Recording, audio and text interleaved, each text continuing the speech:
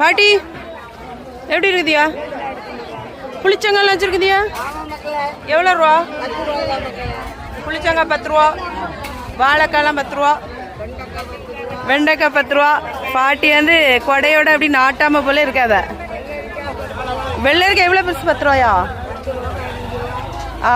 10 ரூபா, 15 ரூபா.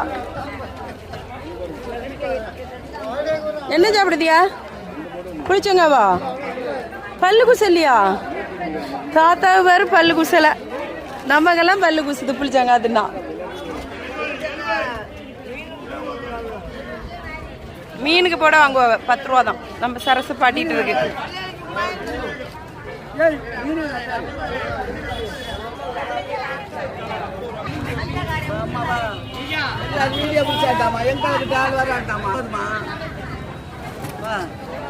எவ்வளோ ரூபா?